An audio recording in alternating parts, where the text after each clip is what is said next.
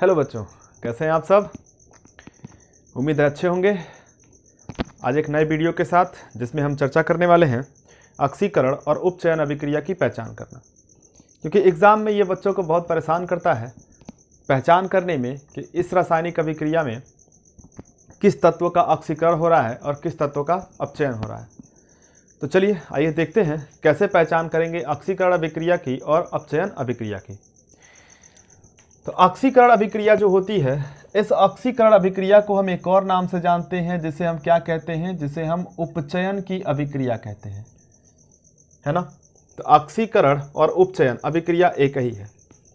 ऑक्सीकरण अभिक्रिया को हम लिखते हैं ऑक्सीडेशन रिएक्शन, ऑक्सीडेशन रिएक्शन, है ना। ये ऑक्सीडेशन रिएक्शन जो होता है वो इनकी पहचान करने में मदद करता है। जैसे यहाँ देखा जाए ऑक्सीडेशन को हम लिखते हैं ओ से, तो आप कहेंगे कि पहला पहचान देखो, है ना, किसी भी रासायनिक अभिक्रिया में उपस्थित तत्वों से अगर ऑक्सीजन आके जुड़ रहा है तो ऐसी रासायनिक अभिक्रियाएं क्या कहलाएंगी, ऑक्सीकरण या उपचयन अभिक्रिया कहलाएंगी, है ना। या दूसरा देखें, ऐसी रासायनिक अभिक्रियाएं जिसमें किसी भी तत्व से हाइड्रोजन का निकलना हो रहा हो, ऐसी रासायनिक अभिक्रिया क्या कहलाएंगी, तो ऑक्सीकरण अभिक्रिया कहलाएगी, है ना। तीसरा, इस ऑक्सीकरण अभिक्रिया में किसी भी तत्व का, इस ऑक्सीकरण अभिक्रिया में किसी भी तत्व का, है ना, किसी भी तत्व का ऑक्सीकरण संख्या में वृद्धि होती है ना। उसकी ऑक्सीकरण संख्या में क्या होगा, वृद्धि होगा। तो ऑक्सीकरण संख्या में तो वृद्धि होगी, है ना, लेकिन उसके इलेक्ट्रॉनों में कमी होती है। उसके इलेक्ट्रॉनों में क्या होती है, कमी होती है। इसीलिए कहा जाता है कि ऑक्सीडेशन रिएक्शन एक ऐसा रिएक्शन होता है जिसमें क्या होता है, जिसमें लॉस ऑफ इलेक्ट्रॉन होता है ना, लॉस ऑफ इलेक्ट्रॉन होता है। क्या होता है, लॉस ऑफ इलेक्ट्रॉन, मतलब ऑक्सीकरण संख्या तो बढ़ेगी लेकिन इलेक्ट्रॉनों में क्या होगी, कमी होगी, है ना। अभी इसको समझाते हैं, अभी समझते हैं। पहले अपचयन पे देखते हैं। अपचयन अभिक्रिया को हम क्या कहते हैं, तो अपचयन अभिक्रिया को हम कहते हैं रिडक्शन रिएक्शन, रिडक्शन रिएक्शन, है ना। तो ऐसी रासायनिक अभिक्रियाएं जिसमें हाइड्रोजन का, किसी भी तत्व से हाइड्रोजन का जुड़ाव हो, वो क्या कहलाएंगी, तो वो अपचयन अभिक्रिया कहलाएंगी। या ऑक्सीजन का निकलना हो तब भी वो कौन सी अभिक्रिया कहलाएगी, अपचयन अभिक्रिया कहलाएगी। इस पूरी अभिक्रिया में किसी भी तत्व की, इस पूरी अभिक्रिया में किसी भी तत्व की अगर ऑक्सीकरण संख्या में कमी हो रही है तो उसके इलेक्ट्रॉनों में क्या होगी, उसके इलेक्ट्रॉनों में वृद्धि होगी, है ना। तो इसको हम क्या कहते हैं, तो इससे हम कहते हैं गेन ऑफ इलेक्ट्रॉन। मतलब ये एक ऐसी अभिक्रिया है जिसमें इलेक्ट्रॉन क्या होते हैं, बढ़ते हैं, है ना। अब इलेक्ट्रॉन की बात करें तो इलेक्ट्रॉन सभी जानते हैं, किसी भी परमाणु में इलेक्ट्रॉन होते हैं, प्रोटॉन होते हैं, न्यूट्रॉन होते हैं, है ना। और ये सब मिलकर के एक परमाणु का निर्माण करते हैं। फिलहाल हमें ये जानना है कि ऑक्सीकरण और अपचयन अभिक्रिया की पहचान कैसे करेंगे। तो देखिए, ऑक्सीकरण अभिक्रिया की पहचान, अभी आपने क्या लिखा, किसी भी अभिक्रिया में तत्वों से अगर ऑक्सीजन आके जुड़ रहा है तो वो कौन सी अभिक्रिया होगी, वो ऑक्सीकरण अभिक्रिया होगी। जैसे मान लें एक अभिक्रिया है हाइड्रोजन और ऑक्सीजन, ये दोनों मिलकर के क्या कर रहे हैं, एक यौगिक का निर्माण कर रहे हैं जिसे हम क्या कहते हैं, जल, है ना। जिसमें देखें ऑक्सीजन जो है वो हाइड्रोजन से जाके ऐड हुआ। अब ये बैलेंस नहीं है, बैलेंस कर सकते हैं। बैलेंस करने के लिए आप क्या करेंगे, 2 यहाँ लगाएंगे तो आपको 2 यहाँ लगाना होगा। तो इसमें देखें इस तत्व से ऑक्सीजन आके क्या हो रहा है, जुड़ रहा है। और अभी आपने पढ़ा ऑक्सीजन का जुड़ाव होगा तो वो कौन सी अभिक्रिया होगी, तो वो ऑक्सीकरण अभिक्रिया होगी। वहीं अगर हम हाइड्रोजन की बात करें जिसमें हाइड्रोजन का जुड़ाव होता है, वो अभिक्रिया क्या कहलाती है, अपचयन की अभिक्रिया कहलाती है।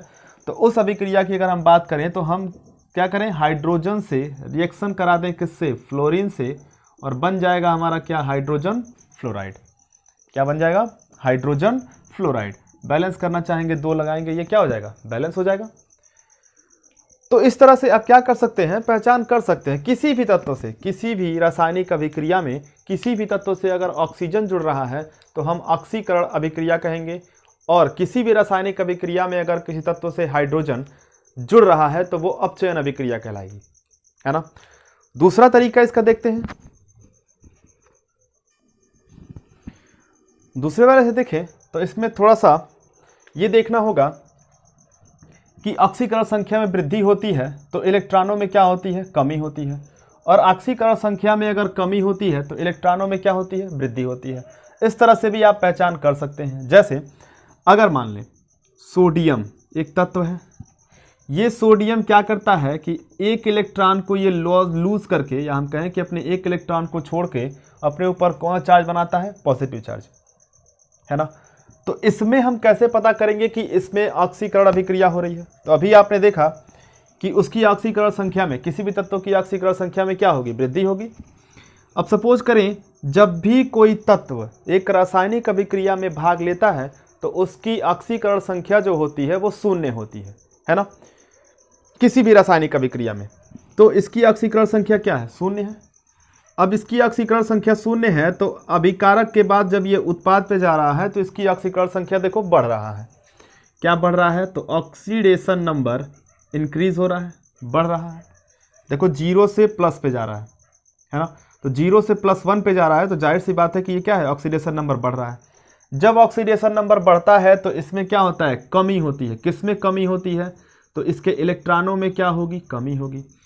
क्योंकि आपने पढ़ा होगा कि किसी भी तत्व पे अगर पॉजिटिव चार्ज होता है तो वो इलेक्ट्रॉनों को क्या करता है, डोनेट करता है ना। वो इलेक्ट्रॉनों का त्याग करता है, वो अपने पास से इलेक्ट्रॉन को त्याग देता है और अपने ऊपर क्या बना लेता है, पॉजिटिव चार्ज बना लेता है। तो इस तरह से आप पहचान कर सकते हैं, है ना। ऐसे जिंक भी है। जिंक को देखो, जिंक क्या करता है, अपना 2 इलेक्ट्रॉन किसी को दे देता है और अपने ऊपर पॉजिटिव चार्ज बना लेता है।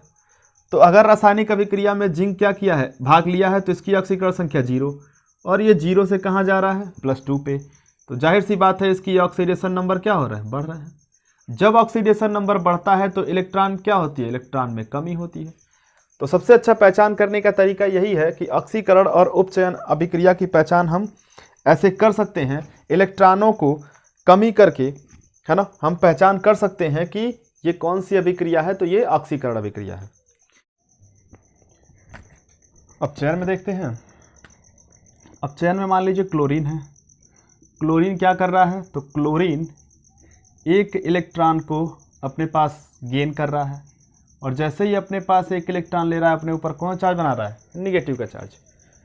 निगेटिव का चार्ज बना रहा है तो इसमें देखिए इसकी ऑक्सीकरण संख्या 0, इधर जाएंगे तो इसकी ऑक्सीकरण संख्या -1। तो इसमें ऑक्सीडेशन नंबर जो होगा वो क्या हो रहा है, ऑक्सीडेशन नंबर में कमी हो रही है, क्योंकि देखो कहाँ से जा रहा है, 0 से -1, मतलब ऑक्सीडेशन नंबर कमी। और देखिए यहाँ लिखे हैं ऑक्सीकरण संख्या में क्या होगी, कमी आती है। जब ऑक्सीकरण संख्या में कमी आएगी तो इसके इलेक्ट्रॉन में क्या होगा, इसके इलेक्ट्रॉन में वृद्धि होगा। जबकि आपने पहले पढ़े होंगे और आपने पहले पढ़ा भी होगा कि जब भी किसी तत्व पे पॉजिटिव चार्ज होता है तो वो इलेक्ट्रॉन को डोनेट करता है, और जब किसी तत्व पे निगेटिव चार्ज होता है तो वो इलेक्ट्रॉन को गेन करता है ना, इलेक्ट्रॉन को प्राप्त करता है। और जैसे ही यह इलेक्ट्रॉन को प्राप्त करता है अपने ऊपर निगेटिव चार्ज बनाता है, और जैसे ही इलेक्ट्रॉन कोई तत्व डोनेट करता है अपने ऊपर पॉजिटिव चार्ज बनाता है ना। तो इस तरह से आप क्या कर सकते हैं, ऑक्सीकरण और अपचयन अभिक्रिया में अंतर कर सकते हैं। ऑक्सीकरण और अपचयन अभिक्रिया की पहचान आप जो होगा वो इलेक्ट्रॉन से एकदम परफेक्ट करते हैं, क्योंकि जब हाइड्रोजन और ऑक्सीजन के जुड़ाव की बात की जाती है तो थोड़ा सा इसमें मिस्टेक हो जाता है, जबकि इलेक्ट्रॉनों के हिसाब से देखा जाएगा तो इनमें आपसे कभी गलती नहीं होगी और समीकरण में आप आसानी से पहचान कर सकते हैं। इसके आगे वाले वीडियो में हम क्या देखेंगे, इसके आगे हम चर्चा करेंगे कि रेडॉक्स अभिक्रिया क्या होता है, क्योंकि क्वेश्चन में पूछे जाते हैं रेडॉक्स रिएक्शन क्या होता है ना। फिर आपसे ये पूछा जाता है कि अपचायक क्या होता है, अपचायक क्या होता है। फिर आपसे पूछा जाता है कि ऑक्सीकारक क्या होता है ना, ऑक्सीकारक क्या होता है। तो इन सभी के बारे में हम अगले वीडियो में चर्चा करेंगे और जानेंगे कि किस तत्व को हम ऑक्सीकारक कहते हैं, किस तत्व को हम अपचायक कहते हैं, और कौन सी अभिक्रिया को हम रेडॉक्स अभिक्रिया कहते हैं, है ना। उम्मीद है कि आपको ऑक्सीकरण और उपचयन अभिक्रिया समझ में आई होगी, है ना। तो आज के लिए यहीं रहने देते हैं। धन्यवाद।